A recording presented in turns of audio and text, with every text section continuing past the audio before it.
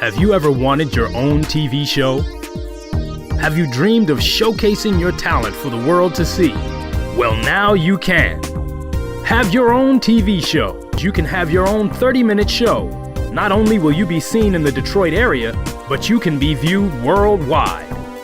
Be seen on WHPR Detroit Live, Comcast Cable Channel 91, on the web at TV33WHPR.com, with the TV33 app, on Roku, Google TV, Apple TV, and on Amazon Fire TV. Act now. Time slots are limited. Sign up today and get a free replay with the purchase of your time slot. For more information, call 313-868-6612. Visit our studios and receive a free TV interview to promote your business, church, or organization by appointment only. Hey there, it's me, Butter, with my new book, The Many Adventures of These Nuts. Let's be nuts about our health. Join me and my friends, Wally Walnut, Almond Cruz, Pumpkin Spice, Tika Cheminsky, Morgan Raisin, and Hallie Cranberry, here with rhythm and song to share a fun way to stay safe and healthy. So together we can all be nuts about our health. Ebook available now on Amazon, or get a hardcover copy at www.thesenutstrailmix.com. That's nuts with a Z. Feedback. Hi, this is Theo Broughton, And I am Thabiti Mpinda, inviting you to join us each Monday at 9 a.m. for Feedback. a positive image production by Hood Research. Encourage others to tune in each Monday on Comcast Detroit, Roku, Amazon Fire TV, watch WHPR TV Network anywhere. and take us along with you. Feedback. Along with you. Thank you so much for tuning in to Feedback, a positive image production by Hood Research. And we look forward to your feedback at any time on our program. It's a Monday, a happy Monday, even though it's drizzling outside. It's not too uncomfortable. And my name is Theo Broughton, co-founder of Hood Research. Excuse me, Hood Research. And my co-host. Thabiti, and we welcome you to the program. We like to tell you, here is either feast or famine. And today we do expect a guest a little later on. But you know, Thabiti, so much has been taking place. First I want to say good morning to so many of you who do tune in, whether you call in or not. Happy Monday to David and to Rosa and Ron and to Vera and to Carl. We gotta catch up with Carl. We want him to come in with us sometime as well. And good morning to Katrina and Alan and Henry and to so many of you. Who you want to say good morning to?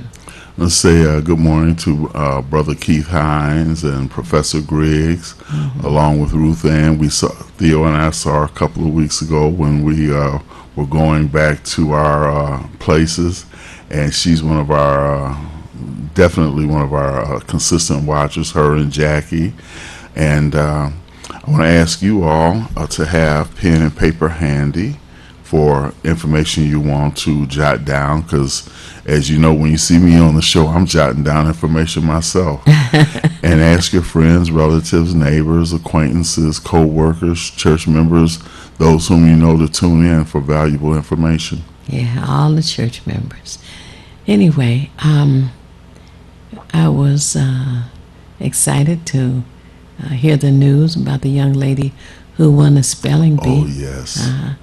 And also to know that she's not the first nor the only Black American who has won a spelling bee. And I mean, early 1900s, a young lady won, and she was about the same age. And there altogether, I think there's been 4. Yeah, and I know of, including the one that you're saying, 3 that I've heard of. And the young lady, Zyla, she also has been noted for holding 3 Guinness records. She's I saw her in a video. she was like juggling and bouncing basketballs and things, but she's doing 4 or 5. Incredible, phenomenal. She's doing some of it on a unicycle. Wow. The young girl is bad. Wow. And that's a good point. You know, when you bring a child into the world, when you expose them to positive activities, then they learn the one that interests them the most. And they, as they learn more about it, practice it, and become expert in it, then good things come to them, like this young lady, you know. There was a movie called Akilah and the Spelling Bee. Yes. And the actress who starred in that movie met her, and she was excited to be able to, you know, to meet her because she had played a character in the movie, you know, Akilah and the Spelling Bee. That was really nice and fun for her. You know, it's interesting you say that, because one of the things that I discovered, I think there was one sister, young black sister, who came in 5th, and why she came in 5th in one of these, this is like in the past, is because some of the people who were giving the words just threw in a word that wasn't on the list that they had asked them to study and prepare for. I'm like, man, well, that's supremacy for you. Absolutely. And a part of systemic racism. Over the weekend, there were a couple of people who were asking, what is systemic racism? And I think, at least I like to think, that everyone knows what racism is. And then I thought, well, maybe not. But systemic refers to the system of practice against an individual group of people. And the system of racism is what it is. And it is a strategic plan put together to deny a specific number of people whatever it is they happen to be working to deprive them of at the time. And it still continues.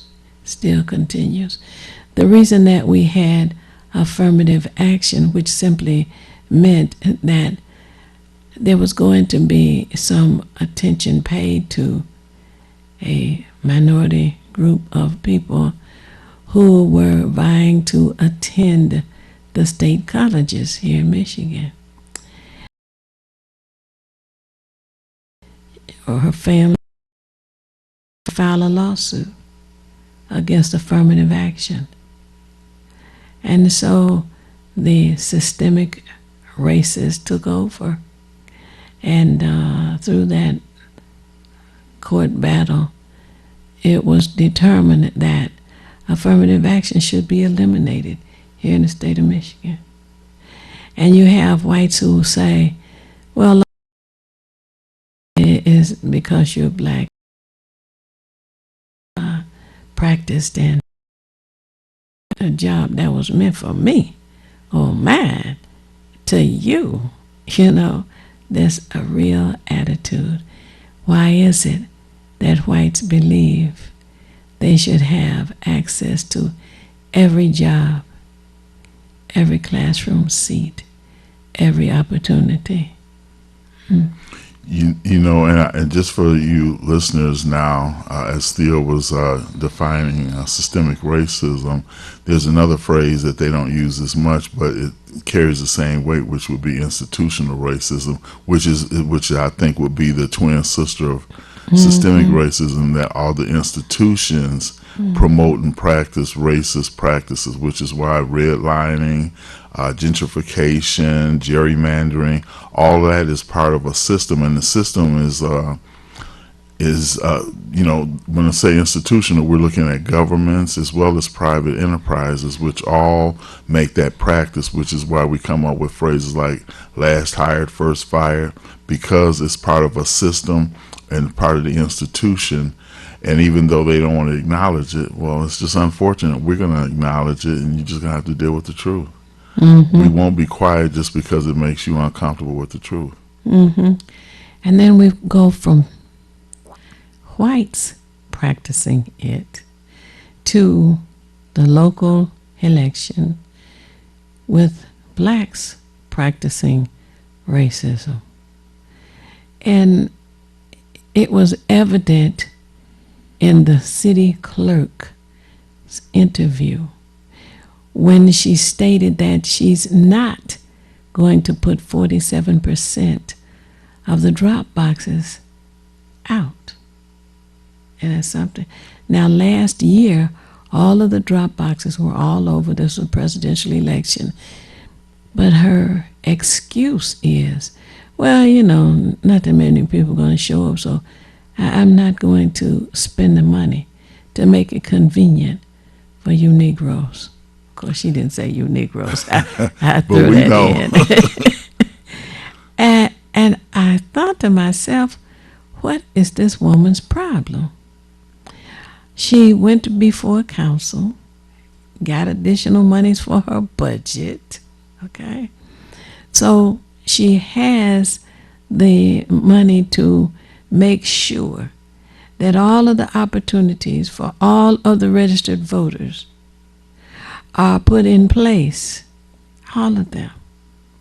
And if anyone wants to vote absentee and you do not have a form to request an absentee ballot simply means that now you have an opportunity to vote for the candidates of your choice and vote for Proposal P.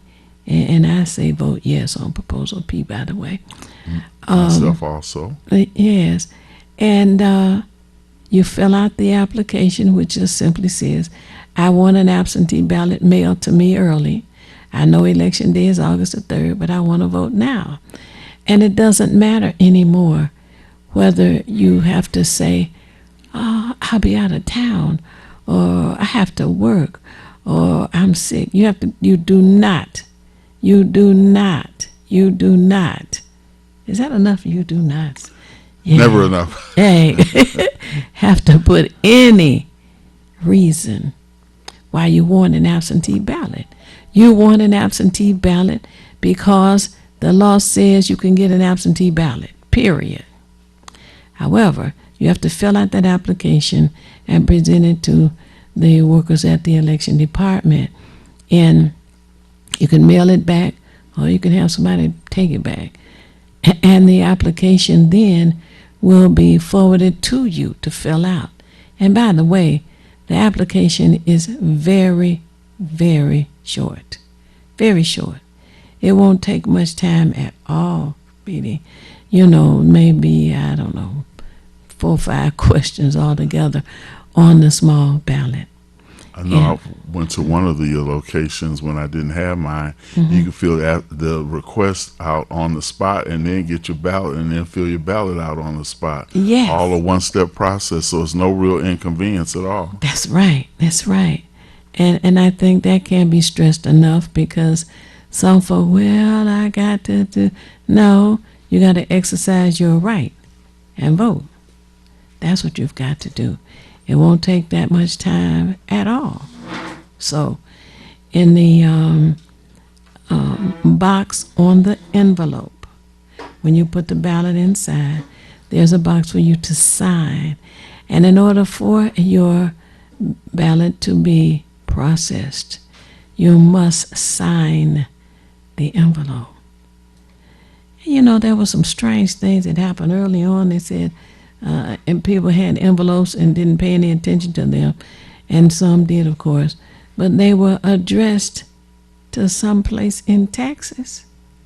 Wow. Texas? What? Texas got a problem anyway, and for them to even have that. And then I wondered, were they all returned? Were they put in the trash? Did they try and process them with their own ballots? If people are not paying that much attention. Now, there's something you said earlier. There's one key word you said when you were dealing with the lack of drop boxes, and saying that the city clerk said that there wouldn't be enough people, but the whole purpose of the boxes, you use this word, convenience. That's what she should be thinking about. She's not supposed to assess whether she thinks it's going to be a low turnout, this, that, or the other, because the convenience, the inconvenience will make a person not do it, as opposed to if they were available and you didn't have to go out of your way. So, and then the fact that she's not even, as she should, in her position as city clerk, she should also be bringing up the fact that the primary is coming. I haven't seen, to my knowledge, I haven't seen any flyers. I mean, some acknowledgement that there's a primary. I have seen nothing. Right. We have received in the past something called the Election Connection, which is a little booklet or leaflet, and it has information in it for you as a voter. Twice now, I believe it's twice, we have had a downsizing of voting precincts. At one time, with the former clerk, we had 629. It's been reduced now. So I don't know what the recent number is, but for a person who has been voting for years to leave their home to go vote and find a building closed down, Right. no sign, no indication that you can't vote here anymore. That frustrates people and discourages them. Unfortunately, there are some people who are not determined to cast their ballot, to practice their right to vote. And I absolutely, where I vote at, that happened. They had a community center. It's like in the Brightmoor area where I used to vote, my mother and myself, and they didn't really let us know. But fortunately, the school across the street was where they had shifted it, but there was no foremention of what was the change or anything. So people go where they're used to going. And let me just put this out here for the people. If your city clerk is doing that to you, is that the city clerk for you? I'll just put it like that. Absolutely. When people are considering voting, and this is an election year for local government, local meaning city government, city elections, that is the positions for mayor, for city council, for city clerk, and this clerk has not sent out any information on what you should consider, what you should research, what you should call and talk about. And people need to talk to their friends and family, neighbors, co-workers, church members. Oh, the church members.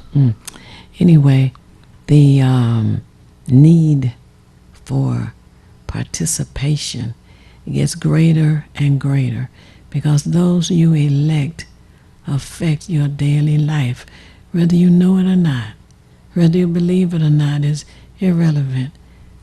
What they vote on affects you personally. So for people to say, oh, I didn't even know it was time to vote. Absolutely. Like, what? Each election season, there are 2 days. The first day is the primary. The primary actually is the most important day, whether you know it or not. You're picking the finalists who would be on the ballot the second day. Now, the primary election, primary, that means first of this season. And the primary election is for you to pick the finalists for the general election. And the primary happens to be August the 3rd. So from this second on, you have time to vote. You can vote as an absentee voter, or you can wait until August the 3rd. That's a day before Barack Obama's birthday. Yeah, and I actually have my Barack Obama shirt on, which says August the 4th. So That's right. serendipity, I guess they call it. Right. So after that, up until 8 o'clock that night, afterwards, the election department we'll tabulate all of the votes, etc., to let everyone know who moves on to the next stage of this election, which would be November. And I think the date is November the 2nd. And we'll decide between the finalists who actually wins and who will take their seat in January. But for somebody to say to you, I didn't know it was election, like, oh, okay. Let us talk about this, you know. And let me just suggest, because I always tell you to have your friends, family, and neighbors, but those of you who are at the beauty shops, the barber shops, where a lot of conversation goes on a variety of topics, make it a point to let those other patrons know at the same time, because I've done that in the barber shops I go to. You know, we may not have an extended conversation, but I am going to make it a point to mention and say, hey, look, you know, y'all brothers need to know that voting is coming up. So it's important for us to spread the word. If we don't have the media and the city clerk's office doing it, we have to do or make a grassroots move and do that ourselves, because we can't depend on others to look out for us. They're looking out for their interests. So what are our interests and what are we going to look out for? Absolutely. And the other thought is that for anyone who has not registered to vote, you have up to and through August the 3rd to do so. They have what is called same-day voting. Same-day voting to do that. So they have eliminated a lot of the excuses that people may give for not wanting to participate. And let me emphasize also that the Michigan legislature, as you know, is Republican dominant. So they're already, like other states, maybe 40 some odd states, are trying to limit your right to vote. This should be a catalyst, as far as I'm concerned, to make you consider, like, well, you know, people don't really value their vote. They say, well, my vote don't count. We hear that same echo over and over again, and it's redundant in its nature, because it's not spoken from an intelligent point of view. And as you said, Theo, and I always agree that whether you enjoy or want to participate in politics or not, you can believe it's affecting every aspect of your life. So you just can't sit on the sideline and say, well, whatever they're going to do, they're going to. I mean, you can do it, but then don't whine about the results. Yeah. And the statement, my vote doesn't count, of course it won't if you don't cast it. You know, simple as that. Hey, it won't. But we do every day take time to call some people. And it may seem like, that takes too much. Well, you answer the phone anyway when people call you. And you need to bring it up. Well, I remember coming up that they say, you don't talk about politics, you don't talk about religion. And I thought that was kind of stupid. But I wouldn't go argue with adults, you know. I just watched what was going on.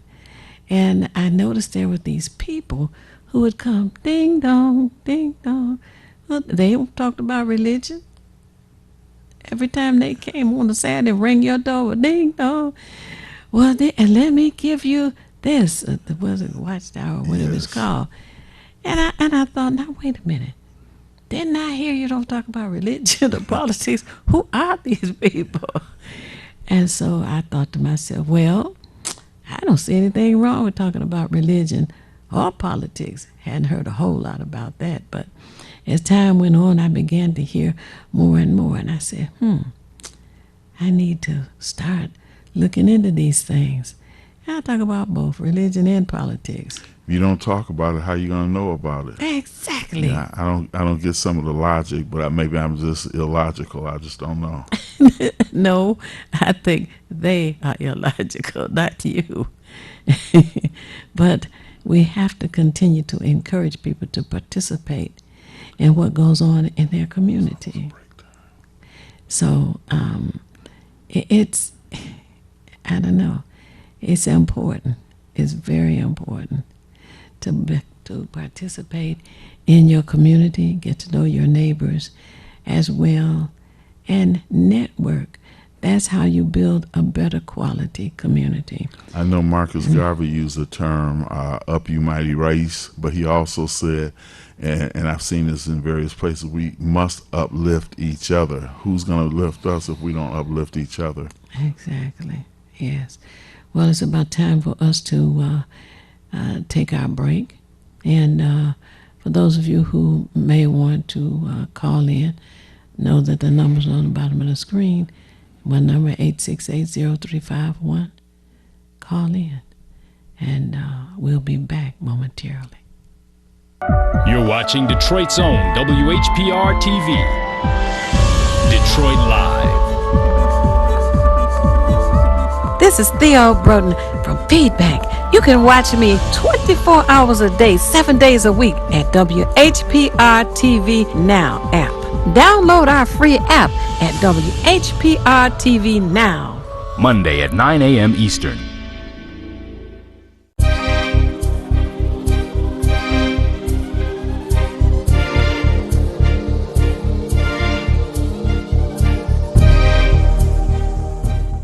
I'm James Ford, founder of the Obama Weekend, and a partner of the Hood Research Team, composed of the knowledgeable Theo Broden, the super analyst Henry, and the colorful Al Martin.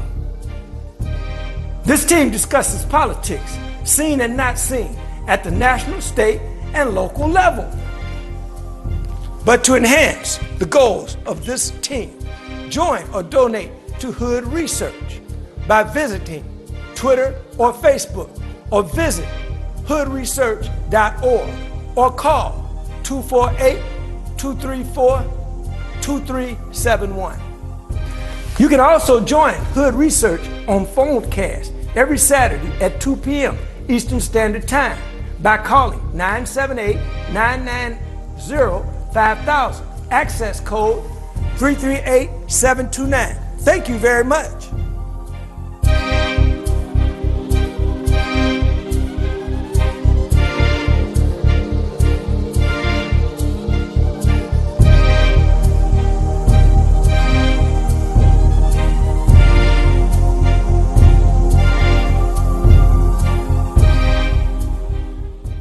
Hey there, it's me, Butter, with my new book, The Many Adventures of These Nuts. Let's be nuts about our health. Join me and my friends, Wally Walnut, Almond Cruz, Pumpkin Spice, Chica Cheminsky, Morgan Raisin, and Hallie Cranberry, here with rhythm and song to share a fun way to stay safe and healthy. So together we can all be nuts about our health. Ebook available now on Amazon, or get a hardcover copy at www.thesenutstrailmix.com. That's nuts with a Z. I've always been a runner, but I've never run from anything, and neither has my city.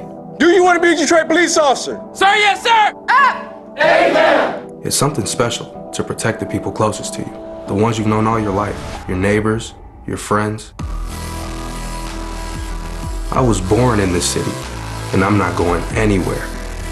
This is my home. That's why I wear the shield.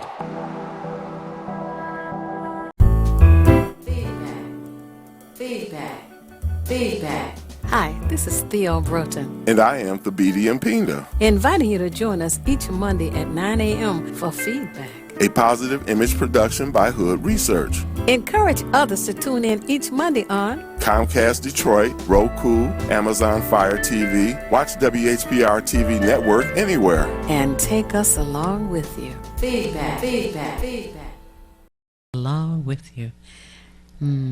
For those of you who are tuned in, thank you for staying tuned with us. We're here on Feedback, a positive image production by Hood Research. And know this, that if you have one of the phones that is capable to go to the App Store, then you can download WHPR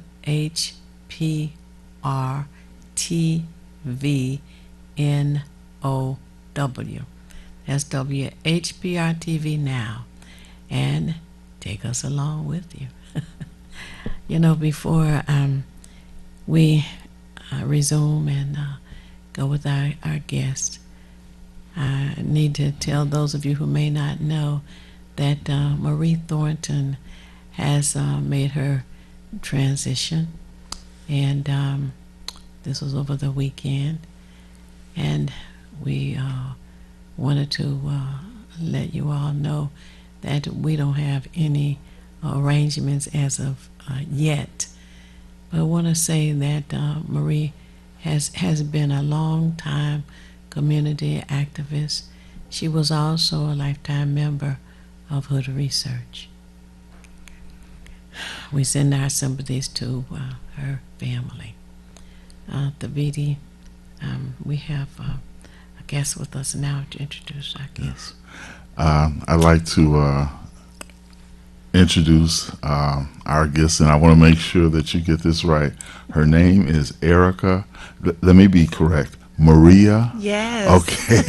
It's a unique spelling. It is. And she's our guest, and she's going to be on the ballot. And we want her to share with you. First, one of the questions I always like the way Theo does this. She says, first thing we want to ask is, who is Erica Maria? You said it just like her. Well, honestly, I am not on the ballot. Oh, okay. Yes, I was disqualified. And so I am doing a write-in candidacy Okay. for District 7, Detroit City Council. Mm-hmm. Did you challenge that? We have, it's still under appeal. Oh, goodness. Okay. Continue. Tell us the rest about you. Well, I'm Erica Maria. I am a Detroit citizen, a D-girl, as they say. I'm from District 7. I'm a part of 4 generations that still reside in District 7, or what we now know as District 7. Mm-hmm. I'm a mother of 2. I have a 20-year-old daughter, unbelievably, and a 14-year-old daughter. They're amazing. They are my driving force. I'm a community advocate. I've been an advocate for 9 years now. I've been honored to serve and advocate for Detroit Voices on a national level, a state level, and a local level. I am a grassroots nonprofit organization executive director, where we work on assisting community members with leads and referrals to resources to become totally self-sufficient. And we also have a separate line where we assist survivors of violence to get the necessary resources that they need. I actually assisted with getting the untested rape kits funded so that they all can be tested. I had one of those abandoned rape kits that was left in the police warehouse. And so I did take the charge, along with other black female leaders, on the AA 490 challenge under Kim Worthy and Kim Trent to get those kits tested and bring more awareness to that issue in our nation, not just our city, but in our nation. When you say you had one kit, how did it come in your possession? Mine, meaning that I had a rape kit done on myself Oh, okay. on my 21st birthday, and it had never been processed. Oh, wow. You know, the kind of protocols that are practiced definitely need to be reviewed. Correct. Because there are too many separate protocols within the city and various departments that are incompetent. And the water department is one, and what you have just described is another. And it should wake up everyone and let them know that they need to participate in this election. Absolutely. So that will be on August the 3rd, correct? Yes, ma'am. Yes, ma'am. Okay. Now, I would like to ask you to, for those who don't know, what are the boundaries, basic boundaries of District 7, so they'll know if they're a part of that or not? Sure. District 7 is the zip codes 48227, 48228, 48204, 48239 is a small piece of 239, and am I missing something? 48227, 228, 204, 239. I believe that's all of them. Did I miss one? That's 4. No, I think that's it. Okay. 27, 28. Man, got 4 coming this way. Yeah. Okay. I think that's all of them. Well, I've got family in 28, so they will know about you. And I've got friends in 04 because I used to live in 04, so definitely let them know as well. Thank you. And you have, like you say, it's hard to believe that you have someone 21 because you would be more likely to be thought of as their sister as opposed to their mom. So that's remarkable in itself. Now, I guess one of the things I'm interested in, because the things that you outline when I ask you, the background, you covered a lot of territory, and you've been involved in a lot of things, like we say, community activism. Maybe you can give us a little bit more detail about some of those specific things that you said, specific things about those categories that you shared with us earlier. Sure. I was up late last night actually working with one of the projects. Here in Detroit, we have a cohort called DIVA, Detroit Informing Change with Our Voices and Actions. And this is a national cohort where we collaborate with judges, family court judges, lawyers, policymakers, advocates, state level leaders from Detroit, Austin, Texas, and Minneapolis, Minnesota. And so we're working on the documentary now, but the project itself is advocating on abolishing and reimagining policies that have a negative effect on the Black, Indigenous, and Latina or Latinx communities at the intersection of domestic violence and the child welfare system.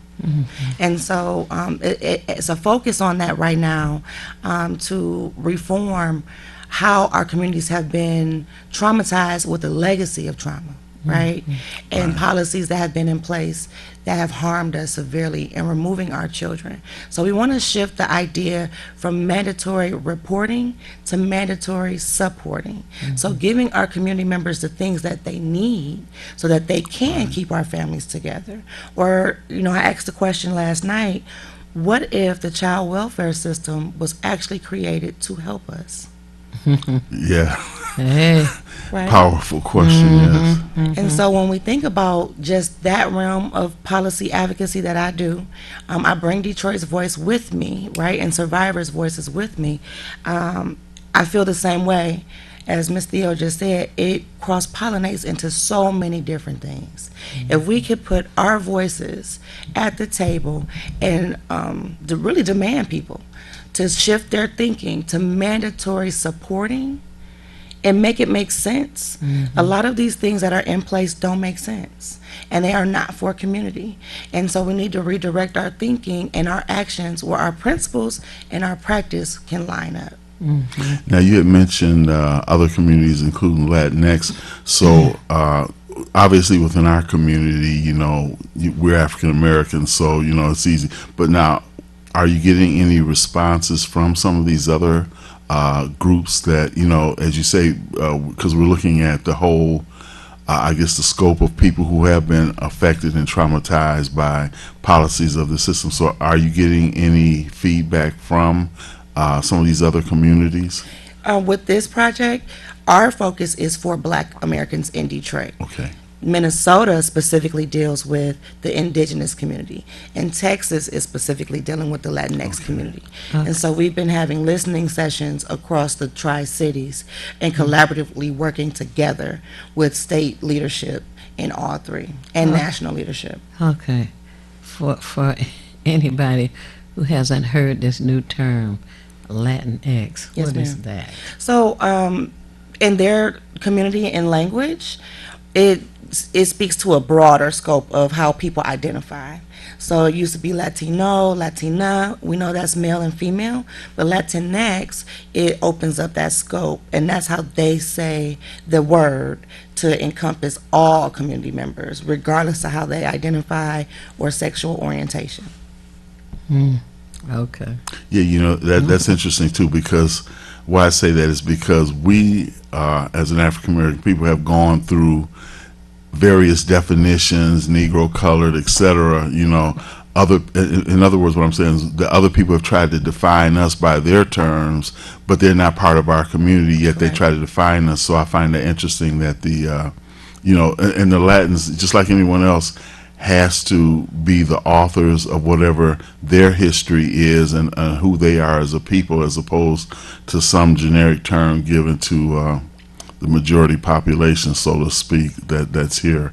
Now, maybe you could share with us also why you want to have this position in District 7, and what do you think your qualities are that make you the best person for that position? Thank you. I want to be in this position to advocate for our community. That's number one. I have not seen strong leadership in the last 10 to 16 years within District 7, honest leadership, people who are community vested, and actually are broader thinkers, right? And have creativity. I think that I possess those things. I have a track record of bringing leaders and emerging leaders together to work together. I'm very good at negotiating and figuring out creative ways for us to win without being offensive and being inclusive to all people. Because specifically in District 7, we are very diverse. My neighbors are Hispanic, they are Muslim, they are so many different things that they identify by. And so we cannot just fight for one race in District 7. All voices have to be at the table, and I haven't seen that. And so I would like to be that beacon of hope, right? And a voice for us to get the things that we actually need and the things that we actually want on a culturally specific level in an affordable way. You know, I find that interesting too, because one of the things that sort of comes up is, like you say, you're able to kind of let's say build bridges with other people, which is what the dominant culture wouldn't want us to do. But regardless of them, you know, we still have a mission and agenda. But what I like about it also is the fact that when you reach across the aisle, that's kind of where I was going. Like, there's some people who have like vested interests, so to be inclusive, as you say, with other groups, and you have diverse groups that you're surrounded by and who are affected by, you know, these policies and everything. I think that's a great quality, because a lot of times people stay in their lane, so to speak, but then they just don't necessarily try to see that we've all got a common interest, common problem, so we need a common solution. So I think that's an admirable thing, that that your outlook or your perspective is much broader. And as you say, and I'm not really sure, and we don't even care who's in District 7 now, but obviously they're not doing their job, you know.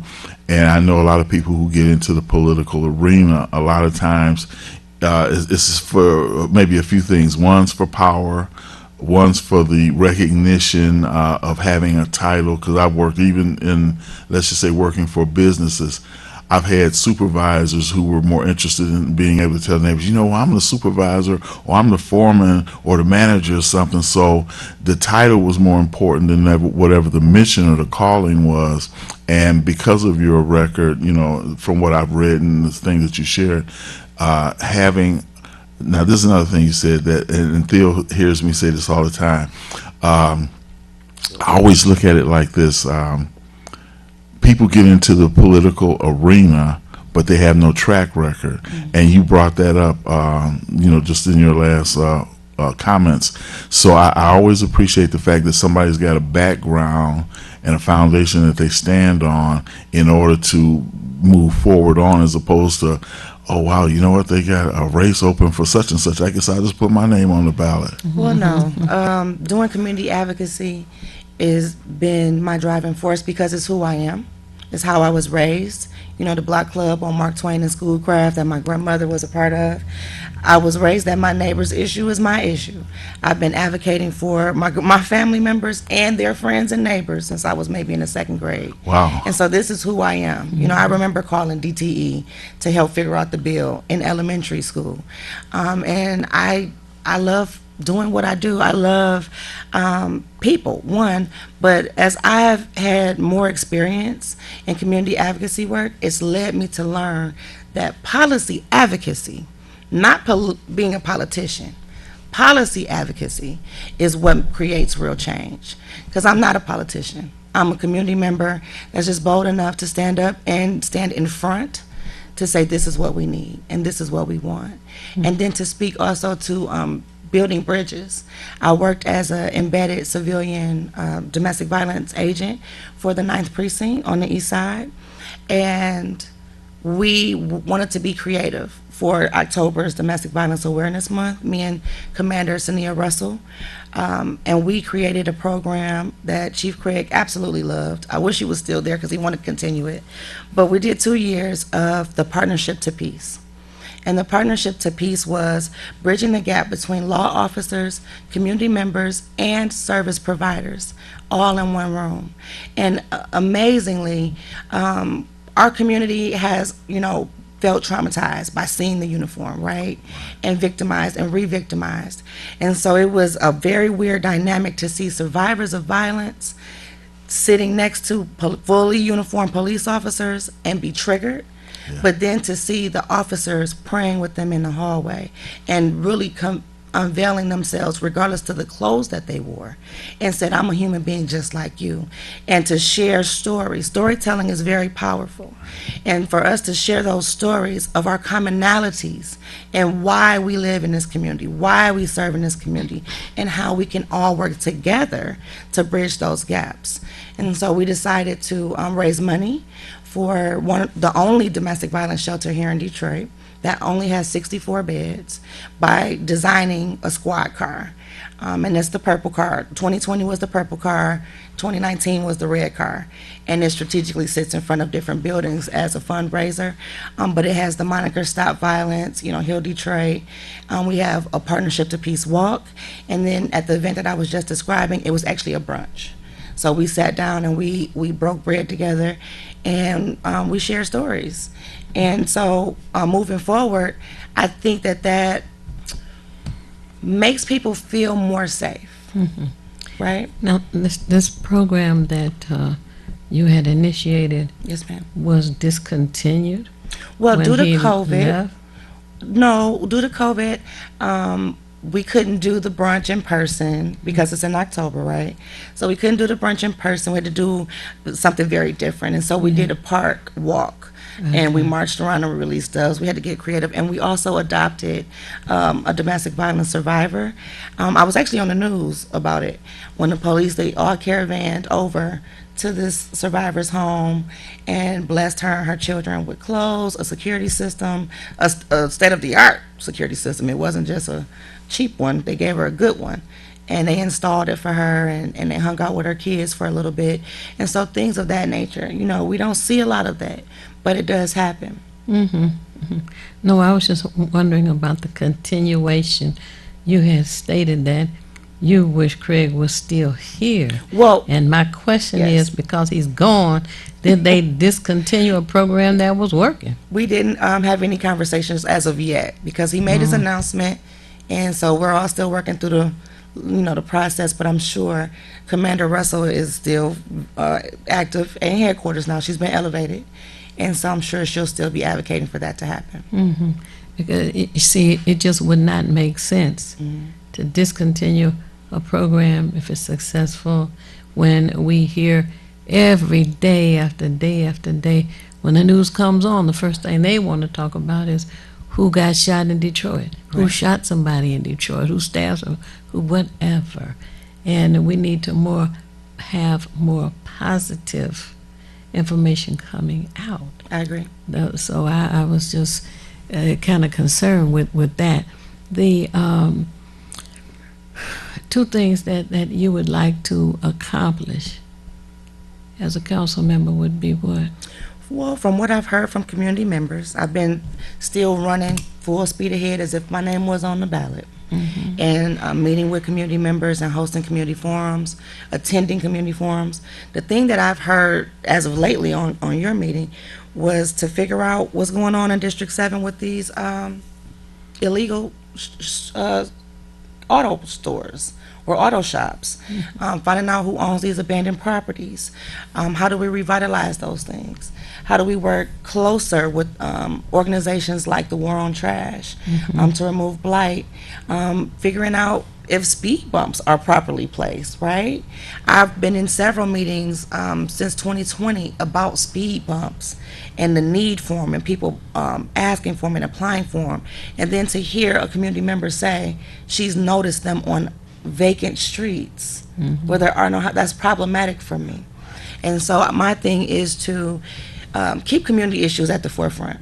I've been gathering a long list of notes of priorities, and the overall theme to me is safety, and it intersects with blight and trash removal. It intersects with lighting. It intersects with police presence and community initiatives through the police department. It intersects with quite a few things. And so I would like to build out what community members have said and create those task forces. And another thing I would love to do, because our district is so diverse, is to create hub spots in all four corners where community members who may not speak English or do speak English but have very low literacy levels can come into one place and get information, get technical assistance on how to apply for programs in person and feel comfortable and feel empowered.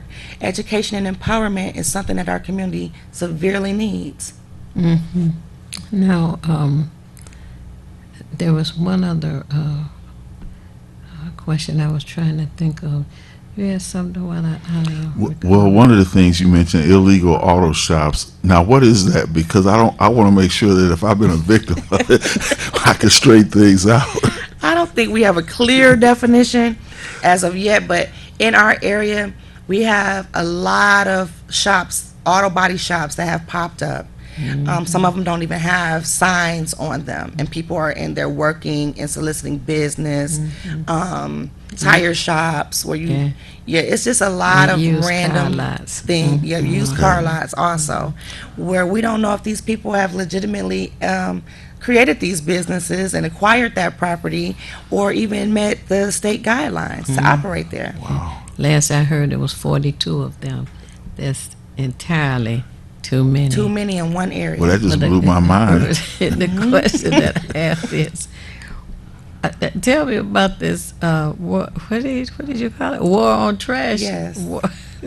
That's an organization. Yes. Okay, tell me about that. Yes, and so I'm very privileged that I have leadership in my campaign that actually oversees that program and initiative, and work together to remove blight, especially in key targeted areas where it's been heavily done, and work creatively and collectively to get some resolution in those issues. Oh, okay.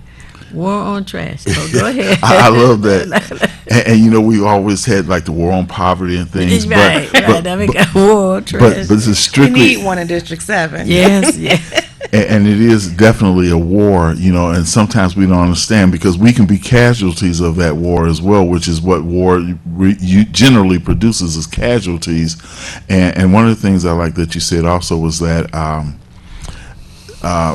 let's say the hubs that you were speaking about, right. But bringing in, how do I want to put this, making it available to the diverse population, and the people feel that sense of community within that, because that's one of the things that we truly lack. And I say all over the city and probably all over the nation, there's a lack of community because everybody sees their individual needs, but they don't look at the community needs, but we're still part of that community. And I always like to look at the fact that I guess in the word community, you find the word unity. Yes. You know, but a lot of people don't, really see it that way. They just see it as we have our individual issues, but the issues of one are the issues of all. And another thing that you said earlier about just the whole dealing with the police department, where you all got together. Building a bridge on something like that is, I think, extremely critical, because there's definitely a divide, and as you said, or Theo may have said, that when we see the police, there's automatic a reflex reaction within us, like, oh no, here we go again. We don't even know how to deal with it. So because there's no residency requirement for law enforcement now, there's definitely a void between the two, and without, like, say, an action that you're doing with the commander and others, then that void always stays there. But and then I guess residency, the non-residency thing is always going to be there, but if we can approach them to understand their humanity, they understand our humanity, then there's a relationship there's the foundation for a relationship that can build. So I applaud that kind of thing. And sister, I gotta say, you all over the place. I do a lot. I got a lot going. I wear like 80,000 hats. My neck hurts a lot. But I also want to bring attention to the post office debacle. We have a huge issue in District 7. I mean, across the city of Detroit, we have an issue with the post office. But here in District 7, we have had poor staffing levels. The employees are being abused. They're being overworked. They're not getting paid at the levels that they should. Also, we're planning a protest. Well, we've planned one on the 22nd of this month because we need to put some heat behind, some pressure behind getting this postmaster removed. And on that note, we'll just tell everyone to get your pen and paper handy. Sure. We're at the top of the hour, so we got to take that top of the hour break officially, but you have time to get your pen and paper handy and also to ask our guests questions. So we look forward to that. So just stay tuned, call up somebody in the interim and tell them to tune in also. Thank you. You're watching Detroit's own WHPR TV. Detroit Live. Hi, this is Thabiti Mpinda from the Feedback Program. You can watch me 24 hours a day, 7 days a week on WHPR TV Now app. Download our free app at WHPR TV Now. Monday at 9 a.m. Eastern.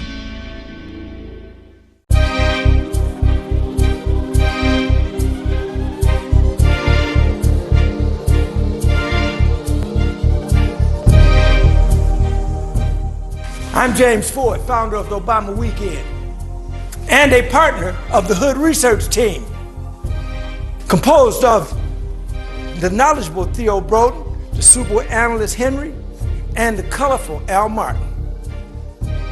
This team discusses politics, seen and not seen, at the national, state, and local level.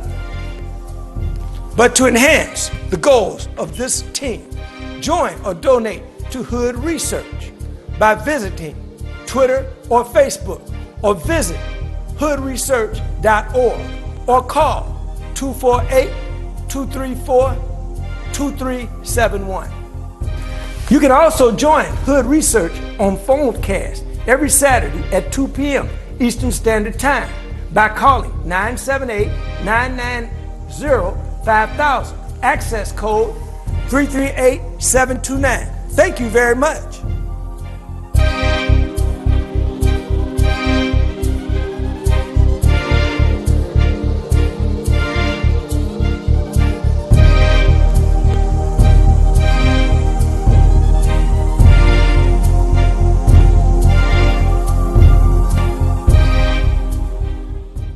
Hey there, it's me, Butter, with my new book, The Many Adventures of These Nuts.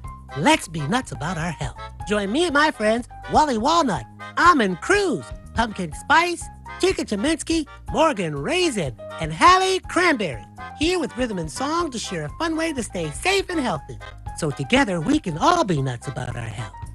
Ebook available now on Amazon, or get a hardcover copy at www.thesenutstrailmix.com. That's nuts with a Z. I've always been a runner, but I've never run from anything, and neither has my city. Do you want to be a Detroit police officer? Sir, yes, sir! Amen! It's something special to protect the people closest to you, the ones you've known all your life, your neighbors, your friends. I was born in this city, and I'm not going anywhere. This is my home. That's why I wear the shield. Have you ever wanted your own TV show? Have you dreamed of showcasing your talent for the world to see? Well, now you can.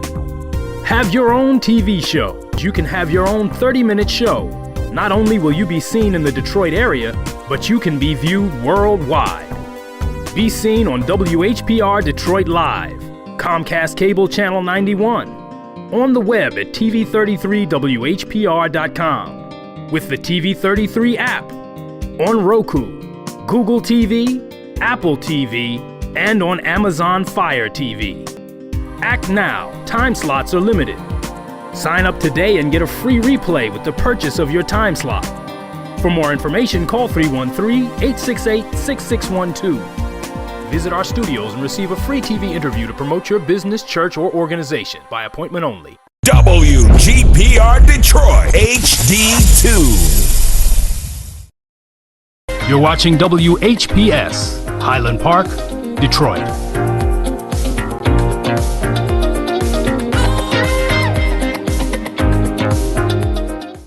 FM 88.1 WHPR, Highland Park. WVIE 107.3 FM Charlotte, Amalia, Virgin Islands. Feedback. Hi, this is Theo Broughton. And I am Thabiti Mpinda. Inviting you to join us each Monday at 9 a.m. for Feedback. A positive image production by Hood Research. Encourage others to tune in each Monday on Comcast Detroit, Roku, Amazon Fire TV, watch WHPR TV Network anywhere. And take us along with you. Feedback. Thank you for staying tuned. And we have a guest with us this morning, Erica Moria. And one of the things that I need you to do is spell your last name so that people will know the difference. Thank you. Well, actually, my first name is spelled Ericka, and my last name is Murria. Okay. Your last name again is Murria? That's correct. Okay. That was something that they need to know if they're going to be doing a write-in for one thing.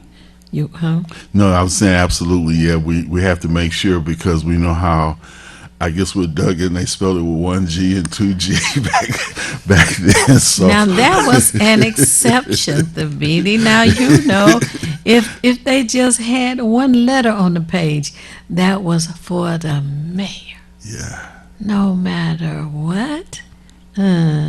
Anyway. Strange things were definitely happening there. Oh, wow. I agree. Now, you were speaking about how the people in your district are having problems with the post office. I want to let you elaborate on that. Yeah, I personally, as a full-time entrepreneur and doing national consulting work, I've been waiting on my checks from mainstream organizations, right? I've had issues with my mail since March. Since March, where the informed delivery is inaccurate.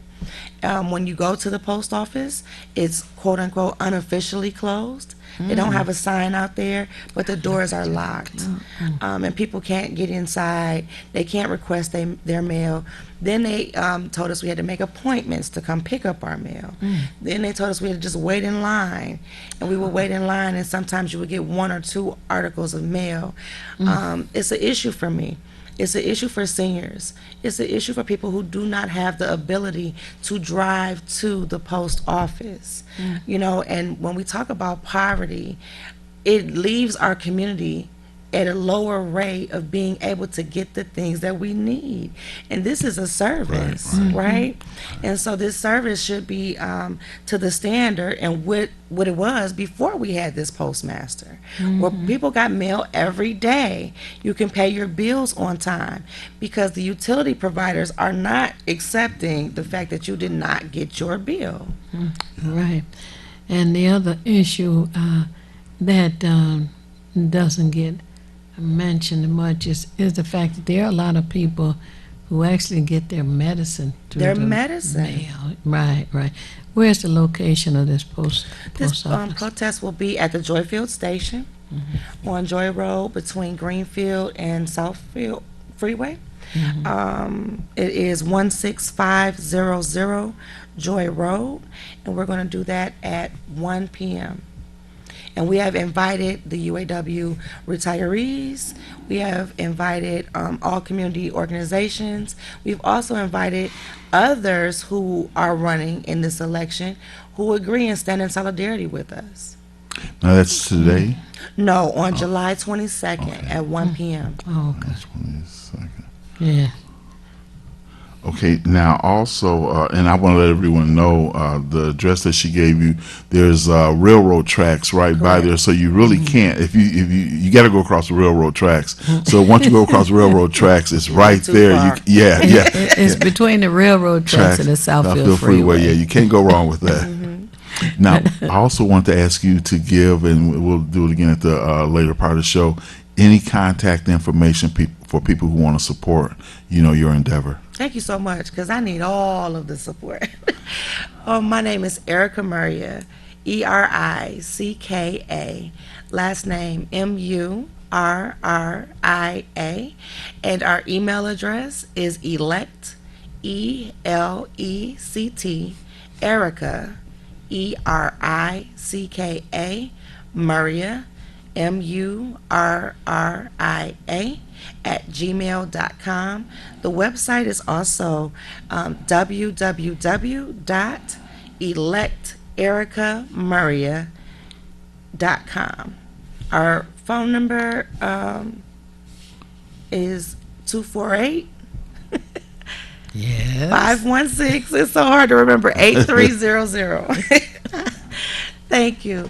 And on all social media sites, we can be found at FTE Erica Maria. And FTE is Friends to Elect. Our post office box is P.O. Box 35142, Detroit, Michigan 48235. And I had to get a P.O. box outside of the district to try to get campaign mail. In order to work, for it to work. Now I have to ask you to repeat that again, Sister, slowly, because even as I was writing, Which one? All of it? Yeah, all of it. Yeah, because somebody might have missed something from the top, bottom, or the That's middle. fine. Yes.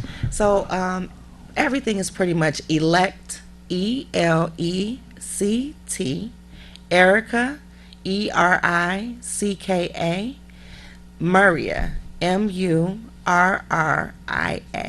So our email is electericamaria@gmail.com.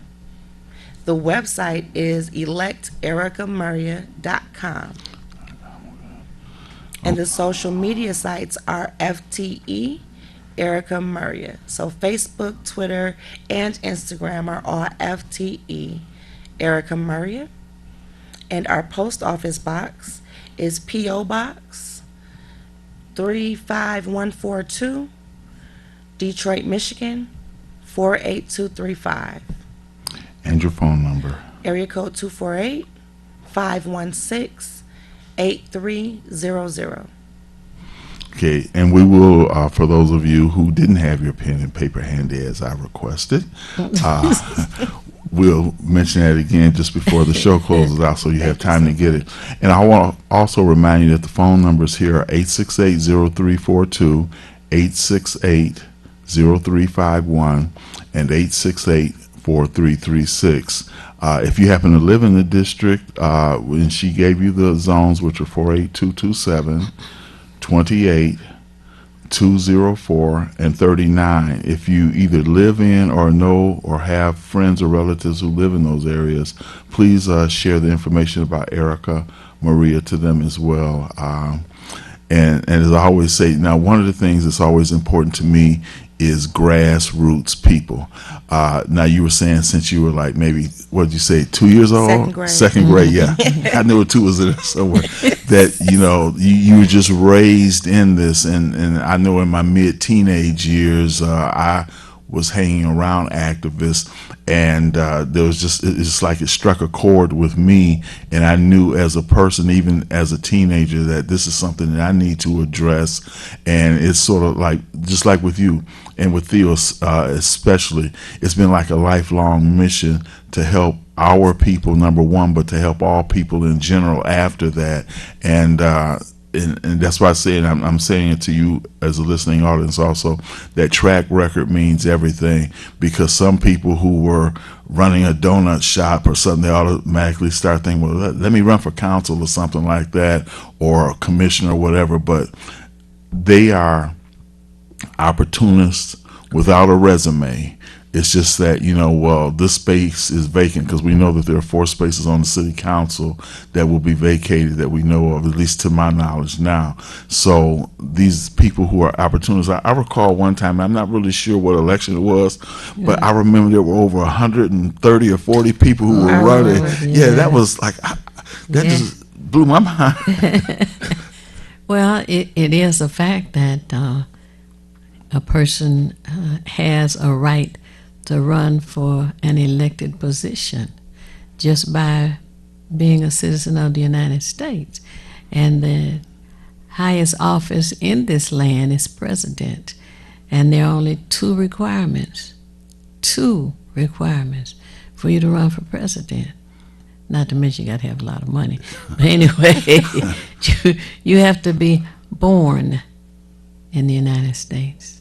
And you must be 35 years old, or, older, of course. But 35, you got to be at least 35 years old and born in the United States. Those are the only 2 requirements to run for president. Which is how 45 was able to make it. Well, plus hatred, plus hatred. He did expose how much hatred there is in this country. That's the only benefit I credit to him, because if it weren't for the fact that people knew that there was hatred and covered it up. Correct. Okay. A lot of folks said, well, I don't know what you're talking about. Correct. And sadly, there are a lot of black folk who didn't understand that racism goes on in this country. I don't know where they've been hiding, but yeah. But anyway, by him running and becoming president of these United States, it opened the eyes of a lot of people and a lot of black folk while we're, at it. So that was a good thing. It was. It is. Mm-hmm. It has caused a lot of reform and change, and our voices to be heard and acknowledged. Right. And it also caused a lot of people to come out and vote last year, too. Yes, it did. Yeah, and we have to ride that momentum. So I would, again, suggest to those who are listening and viewing that even though you need a war chest, as we were using the word war previously, the qualifications of the individual, even though they can qualify with whatever the basic requirements are to run for something, if that's insufficient in terms of somebody who's going to lead you or mislead you, for that matter, because that's the way I look at it, you either being led or misled. And elections are not about a popularity contest.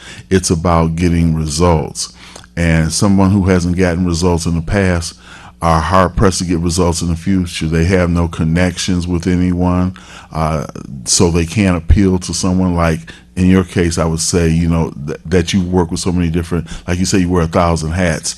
So the fact that you have these alliances with other people, it makes it easier to be able to call on those alliances as opposed to, the guy around the corner who's sitting on his porch and decides to throw his hat into the ring. He has no alliances or anything, but he sees it as an opportunity. So I, again, applaud you, because over the decades, really, I've often said that if I can't see anything where you have been active, then you can't just become active. And as we know, there are many people who run on a family name, and those family names have been going on for generations. Like you say, in your case, you've lived in District 7 for 4 generations. Well, we get 3 and 4 generation politicians who just say, well, that's what my dad did, my granddad did, so let me just kind of run on a name, and they may not have had any interest in what dad or granddad did, but the fact that they know it's an opportunity, and they say, yeah, and then, sometimes they're even encouraged, I would say, to say, well, look, all you got to do is be in for X amount of terms. And I want to ask you this, Theo, as it comes to mind, I think you have to be a city council for 2 terms in order to get a pension or something like that? 10 years. 10 years, okay. So I only say that to say that some people say, well, look, if you can just get in and you can make it, so long, then you got money coming for the rest of your life. And, to me, that's a poor way to look at it, because that's very selfish. Right. And then it just says that the individual was just looking for employment and not for doing the service, as you've been talking about this morning. And there's some website that has information on candidates. It escapes me right now, but anyway, to get some information about those who are running for office. Is it the Now- Ballotopia survey? Is that what it's called? Oh, his name Vincent. I can't think of his last name, but anyway, he worked with the Secretary of State to set up a website. You can log on and look up the individuals running, and read a little about that person. And that's been going on now. Geez, I don't know. Maybe I met Vincent about 15 years ago, but or more. But he was successful in presenting his idea, and they have been using it. And it's unfortunate, of course, to have had a pandemic last year, because there were many meetings taking place throughout this community. Yes. Where you could go and actually meet and greet folks, or have your own meet and greet. And it's a little more difficult now. Of course, the governor says she's opened things up, and these Michigan residents have threatened to kill her if she didn't, and there's all kind of things going on, which makes it more urgent for those who are campaigning for office, and for those of us who are picking good representatives, Yes. to get a chance to meet them, actually. So time goes on, and we're looking for improvements in that area as we beat the drum for this water catastrophe that Yes. we have had, and also encouraging people to vote for Proposal P. Actually, it's the only proposal on the ballot. And I found that Council Member Mary Sheffield is voting yes on Proposal P. Rashida Tlaib, U.S. Congress member, is voting yes for Proposal P. And what's the other council? What's her name? Lopez is her last name. Constantetta Is it? Lopez. What's her Yeah, I'm not really sure, Right, but it's a long name. Yes, she's voting yes for the proposal that's on the ballot. And if there's anybody who knows someone who needs a water affordability plan, which was created in the city of Detroit. It was created in the city of Detroit. It's not used and never has been used here, but my understanding is Philadelphia, Pennsylvania is using it very successfully. Philadelphia, Pennsylvania. And there's another state, I want to say it's Massachusetts, but anyway, they're using it successfully as well. But here in Detroit, as we talked about at the beginning of this show, we have systemic racism taking place. And unfortunately, a lot of it is by our own people. Yep. Our own people. And what is it that you see or would like to see with the correction of this water problem we have? I do also believe in people's ability to vote on all things. People deserve that right. And as far as understanding, a lot of people are now saying, well, I don't know if I'm voting yes or no because I don't know what's in this charter. But the overall base is that I think the vote is yes or no to having the ability to vote. exactly. And then, going a little bit deeper into what hiccups can be adjusted if there are some, right? And so we've already started having community conversations virtually and in person to start dissecting and looking at that charter with community members, and just real informal and asking questions. Well, what do you think that means? Because it has to make sense, right? And so there are documents, and we've shared it on my campaign page and my personal page, where they only have the revisions in bold, and it's a Google Doc. And so you can literally just see just the revisions and start to review that.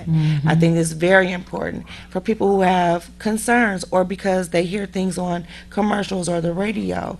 And it comes from a notable name, right? A name that they remember. But we all have the responsibility to do our own due diligence. But we also understand that some of our neighbors need assistance in understanding these things. And so I wanted to make sure that that was done by hosting these community conversations on voters' education, the charter, the child tax credit, and inviting people to come in. So we've done a series online, and this month we'll do our final one before the primary in person at a Black-owned business on Schoolcraft. And we'll have more details to follow. It'll be on the third Sunday, I believe. But then the water crisis is something that we have to absolutely deal with. You know, hearing all of these different ways that they want to bill us and tax us, that does not make sense. You know, I believe we need to have a conversation, a forum-style conversation with a breakout session where you can't leave until we get some results, right? Because that's how I've been accustomed to doing some things here in the national policy work that we do. We present the issues, we bring the stakeholders to the table, we bring the community to the table, and we all sit here and we talk about line by line how this is working. You have to give account on what you thought would work, and if it didn't work, now let's have some breakout sessions and bring the lawyers and whoever else need to come into play, and let's figure out how to create this thing and make it work and then use it.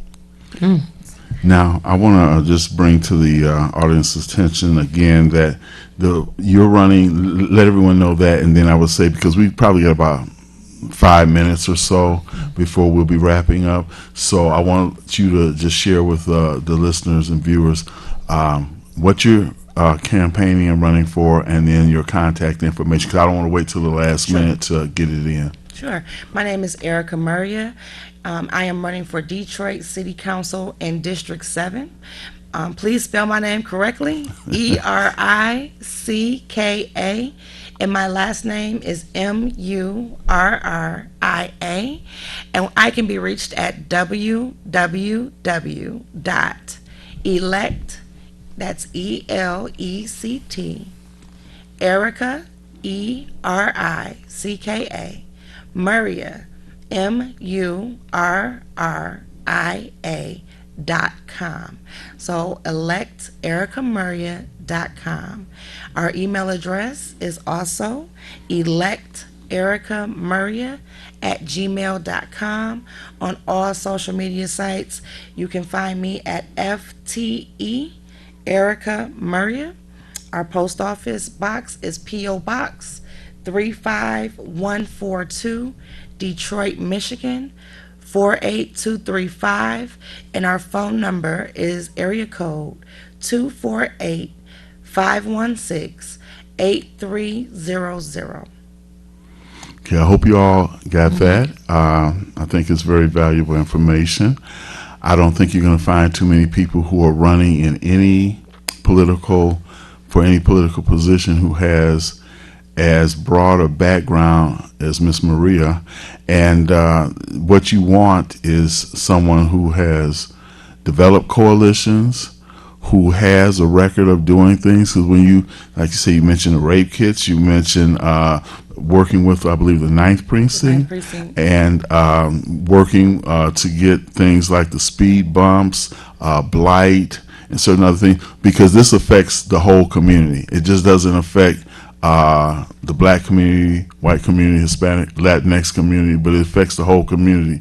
So as members of your community, I think it's even more important for you to say that this is something that we all have a vested in, because if your basement floods and Theo's basement floods, not my basement flood, just because you're female, I'm male, and just because you may be Latinx or something like that, we all got a problem. We got to set our stuff on the curb. That's not a good thing.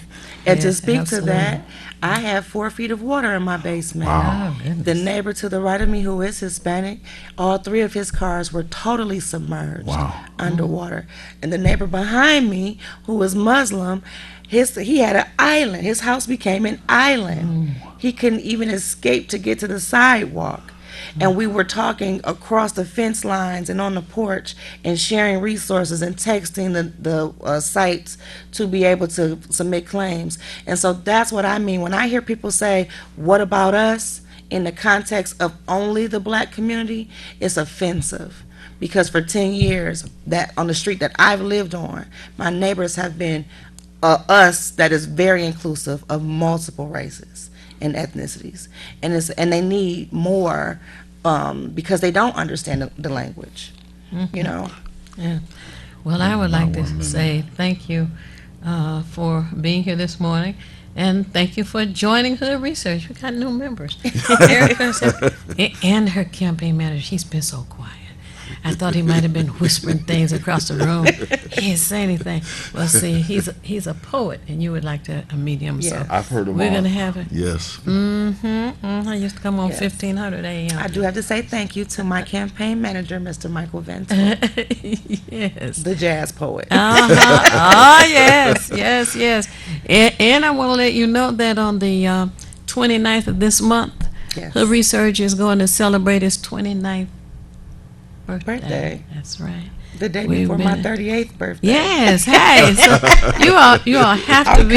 You all have to be there. Yes. It's from 6 p.m. until 10 p.m. I will be there. Okay. And as I say, it's not necessary for you to know everything.